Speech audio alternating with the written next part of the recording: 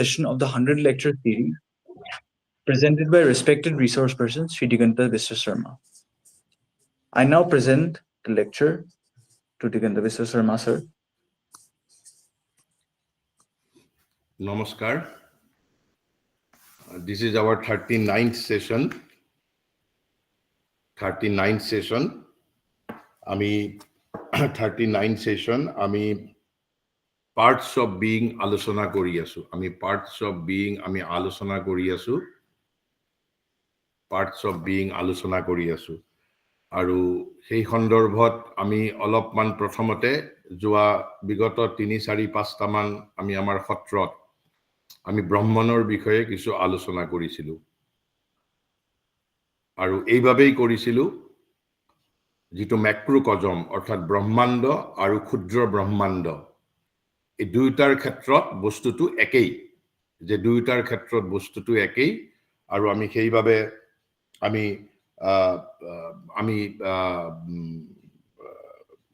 আমি প্ৰথমতে অলপ ব্ৰহ্মণৰ বিষয়ে আলোচনা কৰি লৈছিলো। এতিয়া আমি আমাৰ যেটো সাধাৰণভাৱে আমি যেটো পাৰ্টস অফ বিইং আমি সেই বিষয়ে আলোচনা কৰিবলৈ বিচাৰিছো। কিয় বিচাৰিছো? আমাৰ যেটো লেকচাৰ সিৰিজৰ বিষয়বস্তু শীৰ্ষক লেকচাৰ সিৰিজৰ বিষয়বস্তুটো হ'ল the perfection of personality. Shri মায়ে এষাৰ কথা কৈছে যে first learn to know yourself perfectly. মই প্ৰথমতে নিজক ভালদৰে জানিব পাৰিব লাগিব। And then to control yourself perfectly.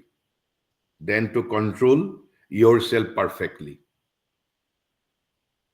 তাৰ পিছত মই মোৰ নিজক নিয়ন্ত্ৰণ কৰিব জানিব লাগিব। And you will আৰু কেনেকৈ মই কৰিব পাৰিম সেইটো? মই নিজক কেনেকৈ জানিব পাৰিম? মায়ে কৈছে you will be able to do it by aspiring at every moment. মোৰ সংকল্প থাকিব লাগিব। মই নিজক জনাৰ বাবে মোৰ অভিপ্সা থাকিব লাগিব। And it is never too early to begin. এনেকুৱা কোনো কথা নাই যে আমি খুব এতিয়া সৰু হৈ আছো এইবোৰ কথা জনাৰ আমাৰ বাবে প্ৰয়োজন নাই তেনে ধৰণৰ কথা নহয়। যিকোনো সময়তে মানুহে নিজক জানিবৰ বাবে ইচ্ছা কৰিব পাৰে। আকৌ কৈছে never too late to continue. একেবাৰে বলে 80 বছৰ হৈছে এতিয়া আৰু জানি আমাৰ কি লাভ? গতিকে দুটাই শুদ্ধ নহয়। কৈছে যে it is never too early to begin and never too late to continue. Never too late to continue. আমি যিকোনো সময়তে আমি আৰম্ভ কৰিব পাৰো। যিকোনো সময়তে আমি আৰম্ভ কৰিব পাৰো। আৰু কিয় কৈছে যে to perfect oneself one must first become conscious of oneself.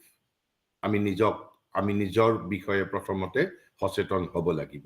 আমি নিজক সচেতন হ'ব লাগিব। নিজক সচেতন হোৱাৰ অৰ্থ কি? আমি কি নিজক নাজানো নেকি? আমিতো নিজক জানো। মই অমুকত থাকো, মই অমুক কৰো, মোৰ ভোক লাগিছে, মোৰ গান গাবলৈ ইচ্ছা গৈছে। কিন্তু ইয়াত শ্ৰী মায়ে এটা কথা এটা কৈছে। শ্ৰী মায়ে এটা কথা এটা কৈছে। আমি সেইখিনি অলপমান প্ৰথমতে আলোচনা কৰি লওঁ। শ্ৰী মায়ে কৈছে if you have the philosophic mind, যদি অলপমান দাৰ্শনিকৰ দৰে যদি আমি যদি কথাখিনি চিন্তা কৰো, একেবাৰে সাধাৰণ মানুহৰ দৰে যদি চিন্তা নকৰো, অলপমান যদি দাৰ্শনিকৰ দৰে যদি চিন্তা কৰো, তেতিয়া কৈছে you will ask yourself. আমি নিজকে প্ৰশ্ন কৰিম তেতিয়া। আমি নিজকে প্ৰশ্ন কৰিম। কি প্ৰশ্ন কৰিম? What do I call myself? মই যে নিজকে মই বুলি কৈ আছো, এই মই শব্দটোৱে দৰাচলতে কাক প্ৰতিনিধিত্ব কৰিছে? কাক প্ৰতিনিধিত্ব কৰিছে? কৈছে what do I call myself? Is it my body? মই মোৰ শৰীৰটোক বুজাইছো নেকি বাৰু? ইয়াত যেতিয়া কোৱা যায় যে এই কিতাপখন কাৰ? মই কৈছো কিতাপখন মোৰ। এই যে মই কৈছো, মোৰ কৈছো, মই আৰু মোৰ শব্দটোৰ জৰিয়তে মই কি কথা বুজাবলৈ যত্ন কৰিছো? যে what do I call myself? Is it my body? Is it my body? Is it my body? Is it my body? মোৰ বাৰু এইটো বডি নেকি বাৰু?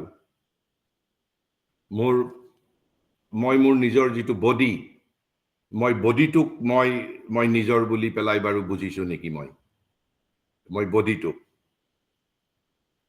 নে কিন্তু বডিটোক যদি মই কওঁ যে এইটো মই হয় কৈছে it changes all the time তেনেহ'লে আজিৰ পৰা মোৰ 5 বছৰ বয়সত যিটো মোৰ শৰীৰ আছিল সেই শৰীৰটোৰ লগততো মোৰ কোনো সম্বন্ধ নাই তেনেহ'লে যে মই যদি নিজৰ শৰীৰটোক মই বুলি যদি কৈছো কৈছে it changes all the time it is never the same thing কিন্তু অথচ আমিতো কৈ থাকো মই বুলি কৈ থাকো তেনেহ'লে বাৰু এইটো ইজ ইট মাই ফিলিংছ নেকি মোৰ যিবোৰ আবেগ মোৰ যিবোৰ অনুভৱ মোৰ যিবোৰ ফিলিংছ মই যিবোৰ কথা ভাবো সেই ভাবাবোৰ বাৰু মই নেকি তেতিয়াহ'লে মই কোন কিন্তু সেইবোৰোতো দে চেঞ্জ ছ অফেন সেইবোৰোতো প্ৰায়েই সলনি হৈ থাকে অৰ ইজ ইট মাই থটছ নে মোৰ চিন্তাবোৰহে মই they are built and destroyed continuously মোৰ চিন্তাওতো প্ৰতি মুহূৰ্ততে চিন্তা জন্ম পাইছে এই চিন্তাবোৰৰ মৃত্যু হৈছে তেনেহ'লে মই বুলি যেতিয়া মই নিজক প্ৰতিনিধিত্ব কৰিছো কাক প্ৰতিনিধিত্ব কৰিছো মই মানে কোন যদি মোক যদি সোধা হয় আপুনি বাৰে বাৰে আই বুলি কৈ আছে মই বুলি কৈ আছে but who are you is it your body is it your feeling is it your thought these are all changing and being destroyed তেতিয়া যদি মই কওঁ নো যে that is not myself সেইবোৰ মই নহয় মোৰ চিন্তাটোও মই নহয় মোৰ যিবোৰ আবেগ অনুভৱ সেইটোও মই নহয় মোৰ শৰীৰটোও মই নহয় মানে এই সকলোবোৰ পৰিৱৰ্তনশীল কাৰণ মই আজি 5 বছৰ বয়সত মোৰ যিটো শৰীৰ আছিল মোৰ যিটো শৰীৰৰ দেহৰ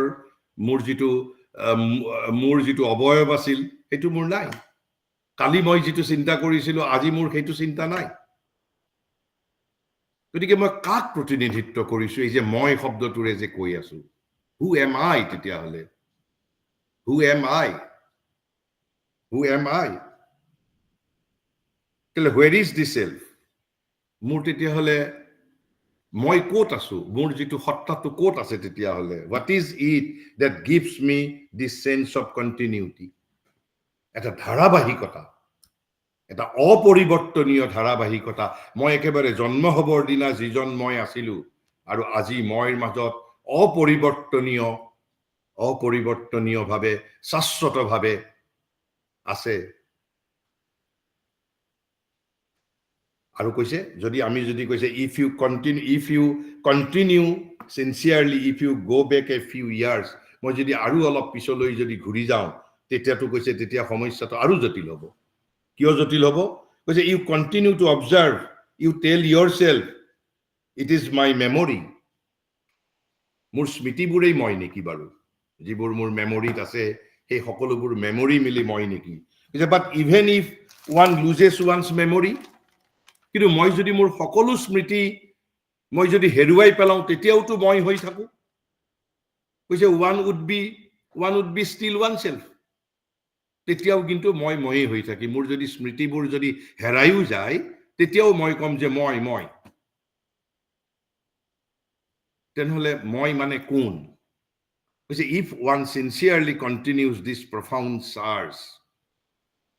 search বুলি কৈছে এই যে গভীৰতৰ যিটো অনুসন্ধান এই গভীৰতৰ যিটো অনুসন্ধান যদি আমি যদি কৰো কৈছে dear comes a moment তেতিয়া কিন্তু এটা সময়ে দেখা দিব কিন্তু বাৰে বাৰে কৈছে if one sincerely continues এই sincere শব্দটোৰ অৰ্থ ব্যাপক আৰু গভীৰতৰ এয়া এনেকুৱা কথা নহয় যে মই 10টা বজাত কাৰ্যালয়ত উপস্থিত হ'ব লাগে একেবাৰে 9:59 মিনিটত গৈ মই উপস্থিত হৈছো সেইটো সিনসিয়াৰিটি সেইটো একেবাৰে স্থূল সিনসিয়াৰিটি কিন্তু ইয়াত সিনসিয়াৰিটিৰ অৰ্থ কোৱা হৈছে অকৃত্ৰিমতা মোৰ এই অনুসন্ধানত কোনো অকৃত্ৰিমতা থাকিব নোৱাৰিব I have to be honest 100% which if one sincerely continues this profound search there comes a moment তেতিয়াহ'লে এটা মুহূৰ্তই আমাৰ মাজত দেখা দিব when everything disappears and one single thing exists and who is that That is the divine presence. এই যেটো divine presence তার কোনোদিন পরিবর্তন নহয়, তার কোনোদিন পরিবর্তন নহয় তার। গতিকে আমি এই যে মই বুলি যে কৈ আছো, আমি সাইকোলজি জানিবলৈ বিচাৰিছো, self knowledge. Psychology is the self knowledge. Everything disappears, dissolves. মোৰ চিন্তাও ডিসএপিয়াৰ হয়, ডিজলভ হৈ যায়, বিলীন হৈ যায়, মোৰ যি ভাৱনাও নোহোৱা হৈ যায়, আনকি মোৰ শৰীৰটো একে হৈ নাথাকে। 5 বছৰ বয়সত মোৰ শৰীৰটোৰ লগত কোনো মিল নাই। Everything melt away like the butter in the sunlight. যেনেকে ঘিউ একেবাৰে ৰ'দত গলি যাব, তেনেকে সকলো গলি যায়, তথাপিতো মই কিন্তু মই বুলি চিঞৰি থাকো। When one has made this discovery, one becomes aware that one was nothing but a bundle of habits. তেতিয়া আমাৰ কেনে লাগিব, মই যেন কিছুমান অভ্যাসৰ সমষ্টিহে মাত্ৰ, মই কিছুমান অভ্যাসৰ সমষ্টি মাত্ৰ। It is always that which does not know the divine and is not conscious of the divine which speaks. তেনেহ'লে এই যে মই বুলি যে কয়, শেষত গৈ শ্ৰী মায়ে কৈছে, কোনে মই বুলি কয় জানেনে? মই বুলি কোৱা যিটো সত্তা, কাৰণ আমি ইতিমধ্যে আমি গম পালো যে শৰীৰটো মানে মই নহয়, মোৰ চিন্তাবোৰো মই নহয়, মোৰ ভাৱনাবোৰো মই নহয়, কাৰণ এইবোৰ সকলো পৰিৱৰ্তনশীল। যোৱাকালি যিটো চিন্তা আছিল, আজি সেইটো চিন্তাৰ লগত মোৰ কোনো সম্বন্ধই নাই। 5 বছৰ বয়সৰ শৰীৰৰ লগত মোৰ এতিয়াৰ শৰীৰৰ কোনো মিল নাই। তেনেহ'লে তথাপিতো কোনোবাই মই বুলি কৈ থাকে, মই। This is my house, this is my country. Who is that মই? সেই মইটো কোন? কৈছে it is always that. সেইটো কোনটো? কৈছে which does not know the divine, যিটোৱে ভগৱানক চিনি নাপায়। আমাৰ ভিতৰত কিবা এটা তত্ত্ব আছে, যিটো তত্ত্বই ভগৱানক চিনি নাপায়, ভগৱানক বিচাৰি নাপায়, ভগৱানক বুজি নাপায়। সেই তত্ত্বটোহে মই বুলি কৈ থাকে, সেই তত্ত্বটোৱে মই কৈ থাকে, and is not conscious of the divine. ভগৱানক নাজানেও আৰু ভগৱানৰ বিষয়ে সচেতনো নহয়, সেই বস্তুটোহে কয়, মই বুলি কয়। সেই বস্তুটো কোন আমি জানিম আমি। In everyone there are these hundreds and hundreds of selves who speak. আৰু এনেকুৱা ভগৱানক নাজানা, ভগৱানৰ বিষয়ে সচেতন নোহোৱা আমাৰ ভিতৰত কৈছে hundreds of self আছে, সত্তা আছে। আমি এজন সত্তা নহয়, আমাৰ সত্তা এটা নহয়। We are multi-person বুলি কৈছে আমাৰ মাজত। কাৰণ আপোনালোকে কেতিয়াবা চাবচোন, এজন মানুহ সাহিত্যিক হিচাপে তেওঁৰ এটা ব্যক্তিত্ব, পিতৃ হিচাপে আন এটা ব্যক্তিত্ব, স্বামী হিচাপে আন এটা ব্যক্তিত্ব, মন্ত্ৰী হিচাপে আন এটা ব্যক্তিত্ব, আৰু কোনো এটা ব্যক্তিত্বৰ সৈতে কোনো এটা ব্যক্তিত্বৰ কোনো সংহতি নাই আমাৰ মাজত।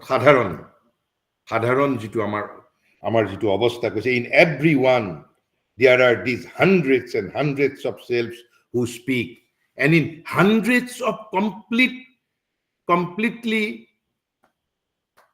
and in hundreds of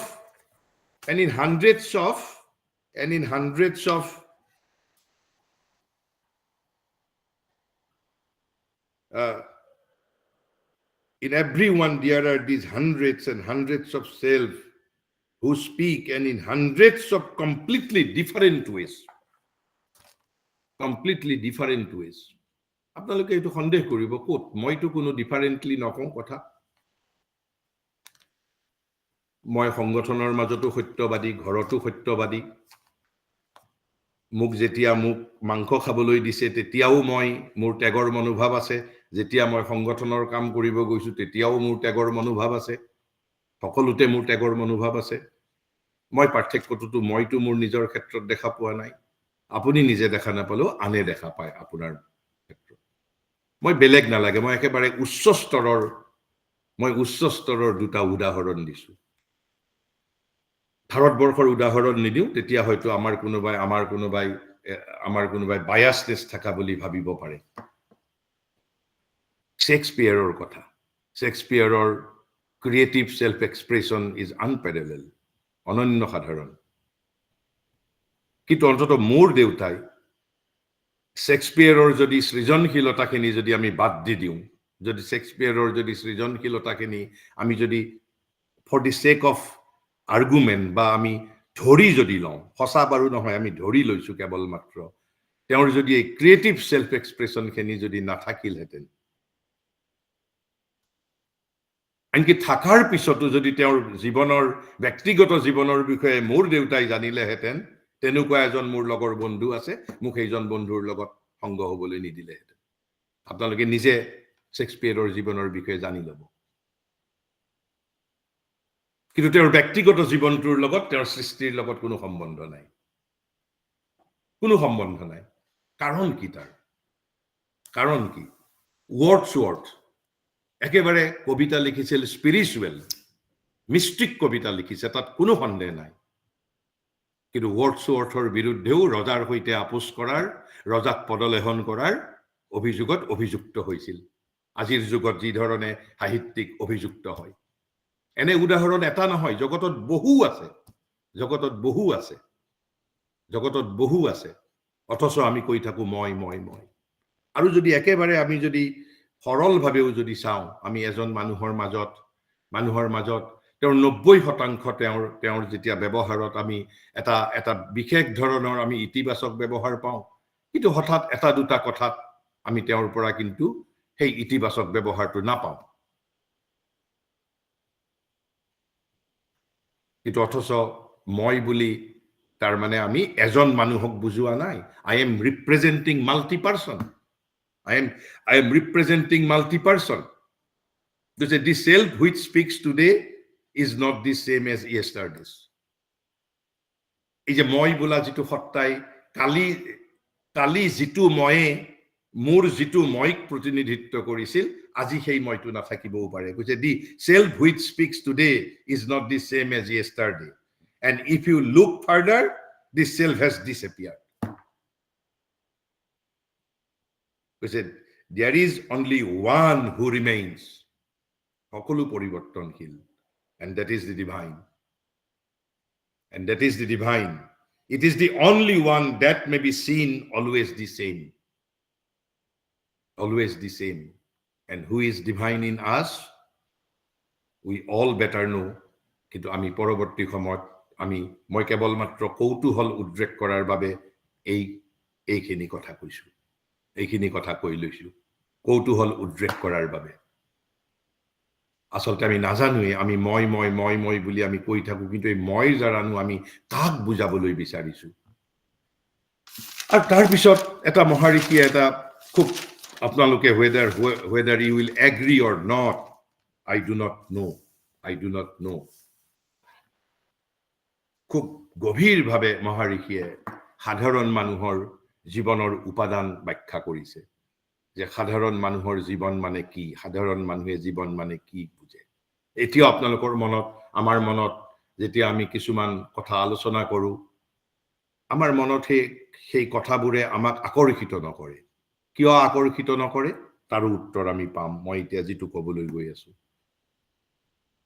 because we are not conscious of our own self সেইভাবে তেওঁলোকে যেতিয়া আমি তত্ত্বগধুৰ বুলি কওঁ এইবোৰ কথা আলোচনা কৰিলে কষ্ট পাওঁ কাৰণ কৈছে কি যে to the ordinary man who lives upon his own walking surface কৈছে সাধাৰণ মানুহৰ জীৱন তেওঁৰ জাগ্ৰত উপৰুৱা চেতনাৰ মাজতেই নিবদ্ধ উপৰুৱা যিটো চেতনা অৰ্থাৎ যিটো বাহ্যিক চেতনাৰ মাজতেই তেওঁৰ সমগ্ৰ জীৱনটো নিবদ্ধ আৰ সাধাৰণ মানুহৰ বুলি কৈছে men like me সাধাৰণ মানুহৰ জীৱন কৈছে আবৰণৰ কৈছে the ignorant of the self's depth and vastness behind the veil কৈছে এই আমাৰ যিটো বাহ্য চেতনা আৰু যিটো আমাৰ অন্তৰ আমাৰ অন্তৰতম যিটো নিবৃত আত্মা তাৰ মাজত এখন পৰ্দা আছে, এখন অৱগুণ্ঠন আছে, ভেইল আছে। এই পৰ্দাখনৰ অন্তৰালত যে কৈছে আত্মাৰ গভীৰ আৰু বিস্তৃত সমস্ত স্তৰ আছে, সাধাৰণ মানুহ অজ্ঞ, আমি নাজানো।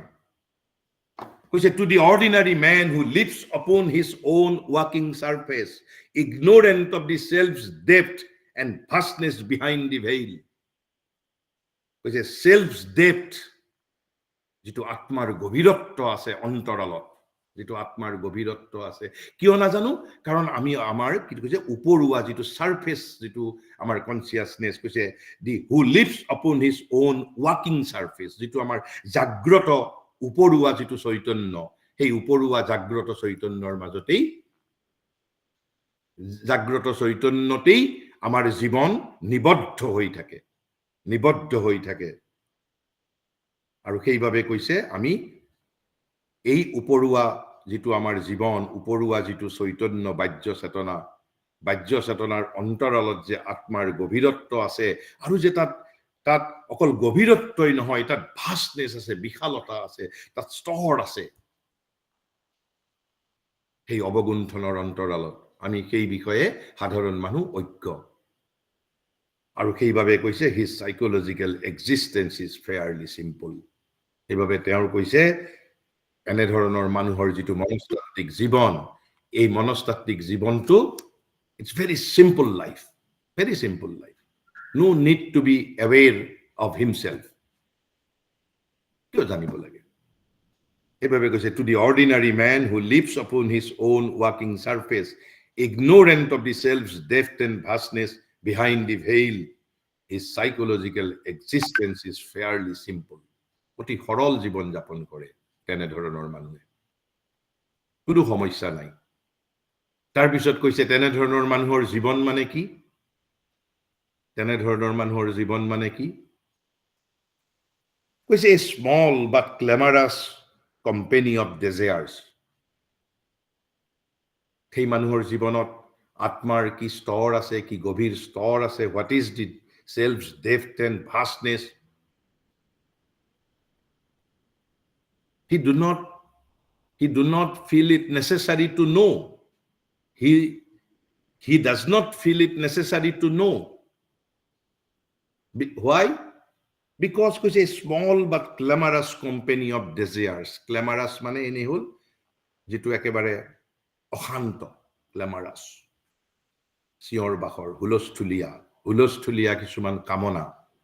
কৈছে সাধাৰণ মানুহৰ জীৱনৰ উপাদান, প্ৰথমটো যিটো উপাদান মেটেৰিয়েল, প্ৰথমটো মেটেৰিয়েল কি? কৈছে স্মল বাট গ্ল্যামাৰাস কোম্পানী অফ ডিজায়াৰ্স। কৈছে একেবাৰে অল্প সংখ্যক, কম পৰিমাণে, কিন্তু অশান্ত কিছু বাসনা, কিছু কামনা, প্ৰথমটো উপাদান। Because he is ignorant of self depths and vastness behind the veil, who lives upon his own walking surface। গতিকে তেওঁ কাৰ দ্বাৰা পৰিচালিত হয়? তেওঁৰ কামনাই পৰিচালিত কৰে।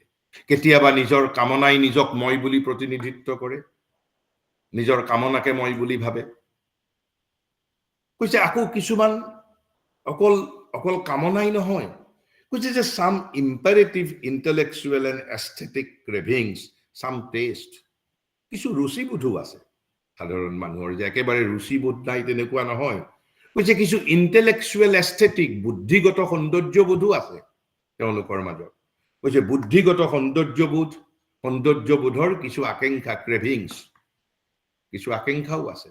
একেবাৰে ঘৰখন অপৰিপাটি কৰি পেলাই নথয়, কাপোৰ কানি পিন্ধোতে এটা সৌন্দৰ্যবোধো আছে, কিন্তু এই সৌন্দৰ্যবোধটো ইন্টেলেকচুৱেল, নট স্পিৰিচুৱেল সৌন্দৰ্যবোধ, আধ্যাত্মিক সৌন্দৰ্যবোধ নহয়, এটা ইন্টেলেকচুৱেল। অৰ্থাৎ ইন্টেলেকচুৱেল মানে নিজৰ বুদ্ধিৰে আমি যিখিনি সৌন্দৰ্যবোধ উচিত বুলি ভাবিছো, অৰ্থাৎ অনুভৱ কৰা আনন্দটো, যিটো সৌন্দৰ্য নিজে অনুভৱ কৰা সৌন্দৰ্য নহয়, অৰ্থাৎ ইন্টেলেকচুৱেলি ডিফাইন এটা সৌন্দৰ্যবোধৰ প্ৰতিও তেওঁৰ কি আছে?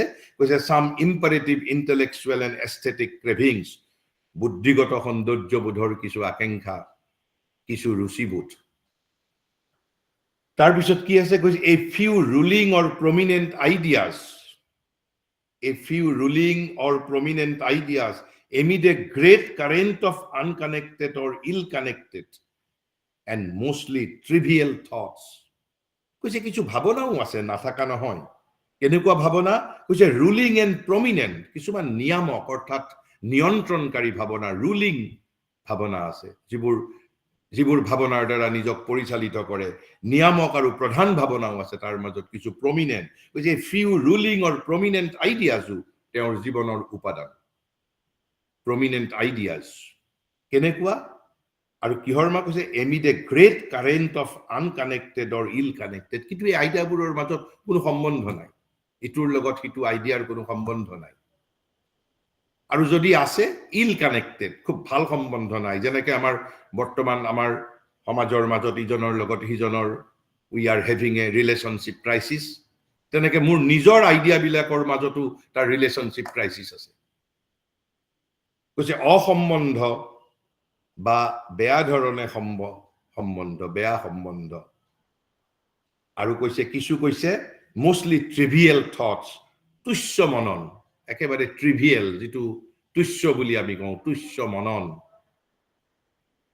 গতিকে কি আছে আমাৰ কিছু প্ৰধান ভাবনা আছে আৰু কৈছে তুচ্ছ মননৰ মহা স্ৰোতৰ প্ৰবাহৰ মাজত যেটো আমাৰ থট কাৰেন্ট কৈছে তুচ্ছ মনন তুচ্ছ খুব গভীৰ চিন্তা নহয় সেই তুচ্ছ মননৰ মাজত কিছু নিয়ামক বা প্ৰধান ভাবনা আছে আমাৰ কিছু প্ৰধান ভাবনা আছে ruling and prominent ideas ইহৰ মাজত amid a great current of unconnected or ill-connected and mostly trivial thoughts এইটো এটা জীৱনৰ উপাদান তাৰপিছত কৈছে a number of more or less imperative vital needs প্ৰাণৰ কৈছে কিছুমান অৱশ্য প্ৰয়োজনীয় কিছু দাবী অন্ন বস্ত্ৰ বাসস্থান ইত্যাদি ইত্যাদি কৈছে কিছু কৈছে যে প্ৰাণৰ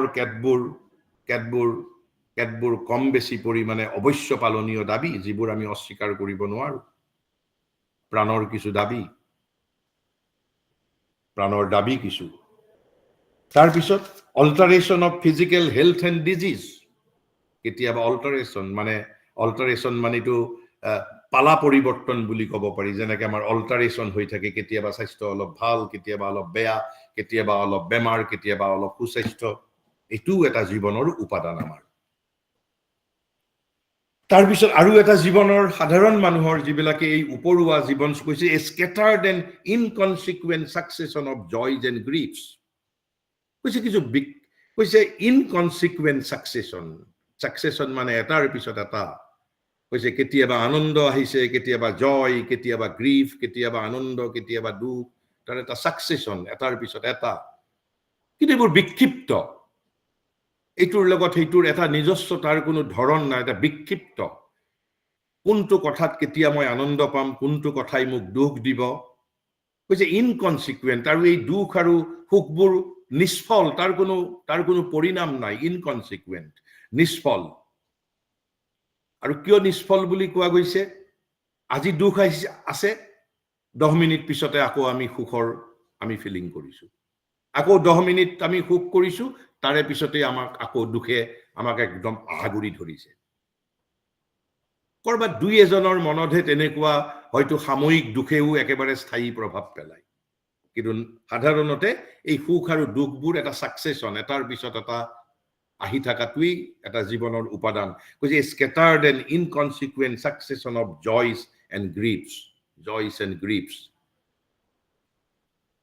তাৰপিছত আৰু এটা জীৱনৰ সাধাৰণ মানুহৰ জীৱনৰ মেটেৰিয়েল কি কৈছে frequent minor disturbances and vicissitudes অৰ্থাৎ কৈছে যে কিছুমান বিক্ষোভ আহি থাকে জীৱনৰ মাজত এই যে জীৱনৰ মাজত কিছু বিক্ষোভ আহে কৈছে যে কেতবোৰ সৰু সুৰা বিক্ষোভ আৰু বিপৰ্যয়ৰ ঘটনা vicissitudes আৰু disturbances frequent আহিয়েই থাকে প্ৰায় আহিয়েই থাকে frequent মানে পুনঃ বাৰম্বাৰ repeatedly সৰু সুৰা আৰু অকল হেয়াই নহয় মাঝে মাঝে তাৰ মাজত কিন্তু কেতিয়াবা কেতিয়াবা উচ্চ ধৰণৰ অন্বেষণো থাকে অলপমান কৈছে এণ্ড ৰেয়াৰ ষ্ট্ৰং চাৰ্চিংছ কেতিয়াবা তাৰ মাজত খুব উচ্চ ধৰণৰ অন্বেষণো থাকে and abilities of mind and body abilities মানে একেবাৰে আন্দোলন একেবাৰে উৎক্ষেপণ বুলি যিটো কয় আলোড়ন তাৰ মন আৰু শৰীৰৰ মাজত একদম আলোড়নকাৰী কিছু অন্বেষণ কৈছে কেতিয়াবা অলপ উচ্চ ধৰণৰ কিছু অন্বেষণ আৰু উৎক্ষেপৰো আবিৰ্ভাৱ হয় উৎক্ষেপ মানে আলোড়ন আভিবেলছ আৰু এইবোৰৰ মাজেৰেই অৰ্থাৎ এই যে জীৱনৰ যিবোৰ আমি মেটেৰিয়েলৰ কথা কলো অৰ্থাৎ a small but glamorous company of desires some imperative intellectual and aesthetic cravings, some taste, a few ruling or prominent ideas amid a great current of unconnected or ill-connected and mostly trivial thoughts, a number of more or less imperative vital needs, alteration of physical health and disease, a scattered and inconsequent succession of joys and griefs, frequent minor disturbances and vicissitudes, and rare strong searching and upheavals of mind or body. এইবোৰৰ মাজেৰে প্ৰকৃতিয়ে কেতিয়াবা কি কৰে এইবোৰৰ মাজেৰেই প্ৰকৃতিয়ে কৈছে partly with the aid of his thought and will কেতিয়াবা কৈছে কেতিয়াবা এই চিন্তা অথবা সংকল্পৰ সাহায্যত অৰ্থাৎ মন আৰু সংকল্পৰ সাহায্যত কেতিয়াবা তাহাঁতৰ বিনা সাহায্যতে আকৌ কেতিয়াবা সেইবোৰক অগ্ৰাহ্য কৰিও মন আৰু সংকল্পক অগ্ৰাহ্য কৰিও প্ৰকৃতিয়ে কৈছে and through it all nature partly with the aid of his thought and will partly without or in spite of it অৰ্থাৎ এইবোৰক অগ্ৰাহ্য কৰিও কৈছে arranging these things in some rough practical fashion some tolerable disorderly order মহাৰিষিৰ ভাষা কৈছে some tolerable disorderly order this is the material of his existence কৈছে যে হয় কেতিয়াবা মন আৰু সংকল্পৰ সাহায্যৰে কেতিয়াবা সাহায্য নোহোৱাকৈ কেতিয়াবা মন আৰু সংকল্পক একেবাৰে অগ্ৰাহ্য কৰিও প্ৰকৃতিয়ে ইয়াৰ মাজত কৈছে মোটামুটি যিটো বাংলাত কোৱা হয় কাজ চলা বুলি অৰ্থাৎ মোটামুটি workable এটা working কৈছে মোটামুটি এটা ব্যৱস্থা আৰু বিশৃংখলা তাৰ মাজত ব্যৱস্থাও থাকে বিশৃংখলা ধৰা এটা কৈছে এটা এভাৰেজ টাইপৰ এটা শৃংখলা প্ৰকৃতিয়ে আনে আৰু ইয়াকে আমি আমাৰ জীৱনৰ সাধাৰণ মানুহৰ জীৱনৰ উপাদান ইমানখিনি এই বুলি কৈছে মই এবাৰ let me recap it's a very comprehensive paragraph whether you agree or not it's up to your wisdom but Maharishi has said that this is the material of the life of an ordinary man like me which is a small but clamorous company of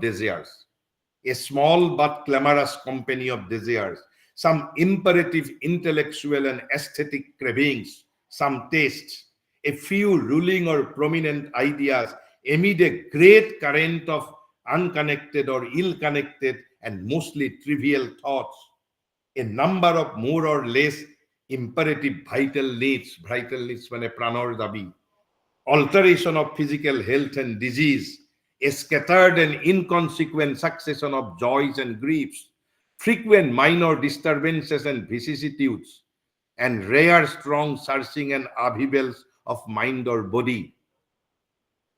আৰু এইখিনিৰ মাজেৰে what nature does and through it all nature partly with the aid of his thought and will and partly without or in spite of it arranging these things in some rough practical fashion some tolerable disorderly order this is the material of his existence আৰু সেইভাবে মহাৰিষিয়ে কি কৈছে সেইভাবে সাধাৰণ মানুহৰ বাবে তেওঁলোকে মনস্তত্ত্ব জনাৰ কোনো প্ৰয়োজন নাই তেওঁলোকৰ জীৱন সৰল জীৱন কৈছে to the ordinary man who lives upon his own walking surface ignorant of the self's depth and vastness behind the veil his psychological existence is fairly simple আমাৰ কি psychological part আছে what is my physiology what is my psychological anatomy ordinary people does not want to know because these are not necessary for them. These are necessary for them. অকল তেওঁলোকৰ বাবেই নহয়। মই সাধাৰণভাৱে আপোনালোকক এটা প্ৰশ্ন সুধিছো।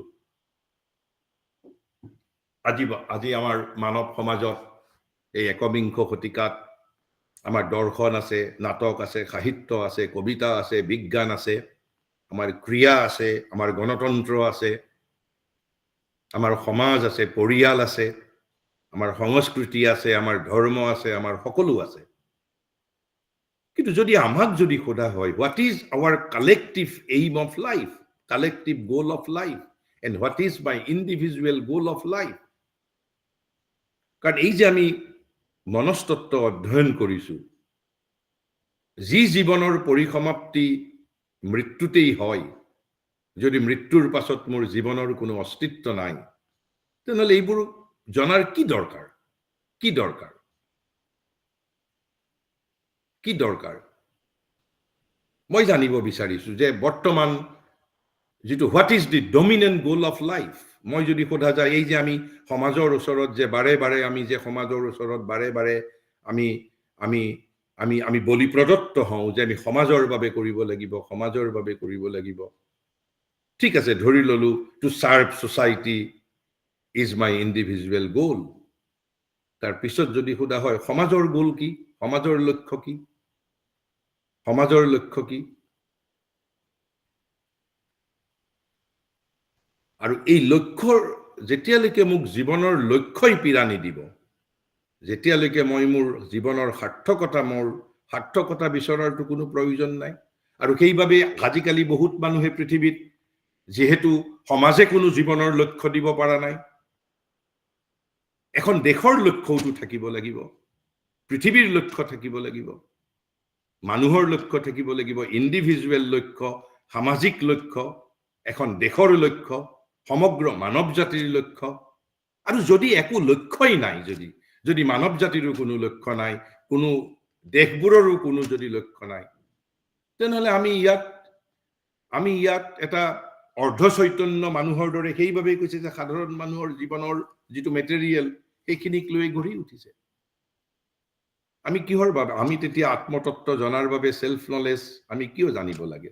জনাৰ কোনো প্ৰয়োজন নাই। কিন্তু যিসকলে দৰ্শন পঢ়িছে, সমাজতত্ত্ব পঢ়িছে, ভাৰতবৰ্ষৰ বাহিৰে, ভাৰতবৰ্ষৰ অধ্যাত্ম বিদ্যাৰ বাহিৰে, ভাৰতবৰ্ষৰ অধ্যাত্ম বিদ্যাই ব্যক্তিৰ জীৱনৰ বাবেও লক্ষ্য নিৰ্ধাৰণ কৰি দিয়া আছে। এটা লক্ষ্য নহয়, নানা ধৰণৰ অধ্যাত্ম প্ৰণালীয়ে নানা ধৰণৰ লক্ষ্য নিৰূপণ কৰি থৈছে। এতিয়া নহয়, 10,000 বছৰ একেবাৰে আগতেই। পৃথিৱীৰ লক্ষ্য কি, মানৱ জাতিৰ লক্ষ্য কি, দেশৰ লক্ষ্য কি, সকলো লক্ষ্যই ভাৰতবৰ্ষই ঠিক কৰি থৈছে। কিন্তু সেই লক্ষ্যবোৰৰ সৈতে আধুনিক ভাৰতবৰ্ষৰ কোনো সম্বন্ধ নাই। আধুনিক ভাৰতবৰ্ষই পৰিপূৰ্ণৰূপে পাশ্চাত্যক বৰণ কৰিছে। আমাৰ চিন্তন মনন কেৱল আমাৰ যিটো মানে পাশ্চাত্যৰ সূত্ৰখিনিক আমি ভাৰতীয় পোচাকৰ দ্বাৰা বা ভাৰতীয় এটা বটলত ভৰাই পেলাই, পাশ্চাত্যৰ পানী যেনিবা ভাৰতীয় ধৰণে বনোৱা এটা বটলত আমি ভৰাই আমি খাবলৈ যত্ন কৰোঁ। আৰু সেইবাবে আমি বাৰে বাৰে কেৱল মাত্ৰ আমি এই যে আমাৰ মানুহৰ ব্যক্তি জীৱনৰ সন্মুখত সমগ্ৰ পৃথিৱীয়ে এটাই লক্ষ্য আনি দিছে।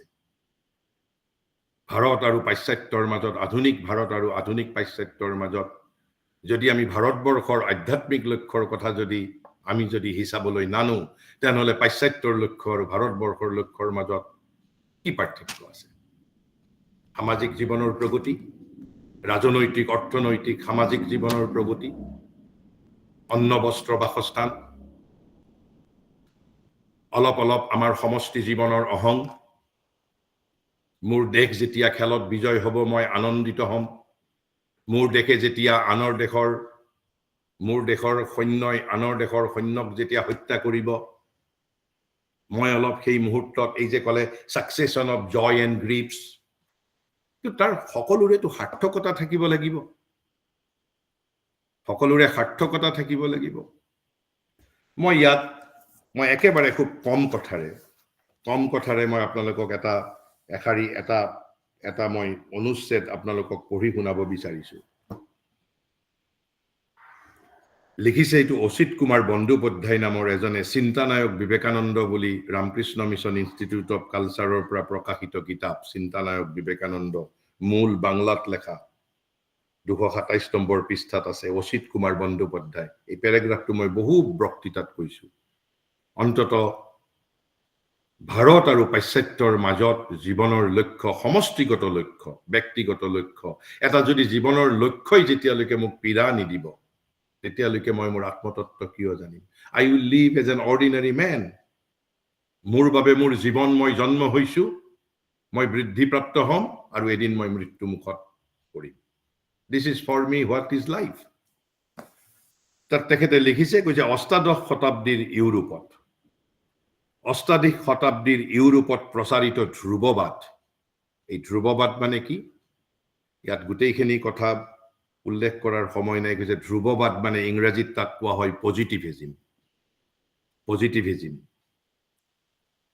সমগ্ৰ পৃথিৱীক বৰ্তমান এই পজিটিভিজম আৰু এটা পাশ্চাত্যৰ আদৰ্শ হ'ল ইউটিলিটেৰিয়ানিজম, উপযোগিতাবাদ। আমি কিমান পৰিমাণে তাৰ দ্বাৰা প্ৰভাৱিত হৈছো এইবোৰ ভাৰতবৰ্ষৰ আদৰ্শ মুঠেও নহয়। আপোনালোকে নিজে বিবেচনা কৰিব লাগিব। পজিটিভিজম মানে কি? পজিটিভিজম মানে কি? এয়া বৈজ্ঞানিক দৰ্শন, মানুহৰ বাবে দৰ্শন। মই গোটেইটো ব্যাখ্যা নকৰো, আপোনালোকে এই ধ্ৰুৱবাদ বুলি কয়, কৰবাত ইহ সৰ্বস্ববাদ বুলি কয়, কৰবাত লৌকিকবাদ বুলিও কয়, কিন্তু ইংৰাজী শব্দটো পজিটিভিজম।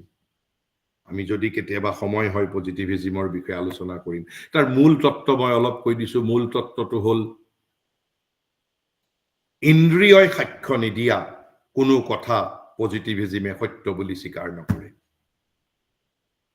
ইন্দ্ৰিয়ই যদি তাক প্ৰমাণিত কৰিব পৰা নাই, আমাৰ ইন্দ্ৰিয়ই অৰ্থাৎ চকুৰে যদি দেখা পোৱা নাই, হাতেৰে যদি স্পৰ্শ কৰিব পৰা নাই, কাণেৰে যদি শুনা নাই, অৰ্থাৎ ইন্দ্ৰিয়বোৰ হৈছে কেৱল মাত্ৰ ইন্দ্ৰিয়ই যদি সাক্ষ্য দিব নোৱাৰে, অৰ্থাৎ মই মোৰ মাক ভাল পাওঁ, আপুনি চকুৰে দেখা পাব লাগিব। যদি চকুৰে দেখা নাপায়, আপুনি ক'ব so and so does not love his mother। 2 number reason, যুক্তি। ইন্দ্ৰিয় আৰু যুক্তি এই দুটাই যেতিয়ালৈকে সাক্ষ্য নিদিব, কোনো বস্তুকে সত্য বুলি স্বীকাৰ কৰি লোৱা নহ'ব। আৰু আমি ইয়াতে ভাৰতবৰ্ষৰ কিমান মিটিঙত যুক্তিনিষ্ঠ, বস্তুনিষ্ঠ, বিজ্ঞান মনস্ক। This is what is called বিজ্ঞান মনস্ক। আৰু সেইবাবে আমাৰ বহু ভাৰতীয় স্বাভিমানী ব্যক্তিয়ে বেদৰ মাজত পদাৰ্থ বিজ্ঞান বিচাৰি যায়, বেদৰ মাজত ৰসায়ন বিজ্ঞান বিচাৰি যায়। কাৰণ আমি পাশ্চাত্যৰ লগত প্ৰতিযোগিতা কৰিব লাগিব। আমি টিকি থাকিব পৰা নাই। আমাৰ মূল যি অধ্যাত্ম বিদ্যাক আমি প্ৰতিষ্ঠিত কৰিব নোৱাৰো। পাৰিলে কোনোবাই এতিয়া গীতাখনো ফিজিক্সৰ কিতাপ বুলি ক'ব খুজিব। কৈছে অষ্টাদশ শতাব্দীৰ ইউৰোপত প্ৰচাৰিত ধ্ৰুৱবাদ বা উপযোগিতাবাদত মানুহৰ কল্যাণ স্বীকৃত হৈছে সঁচা, কিন্তু সেই কল্যাণ কি কল্যাণ?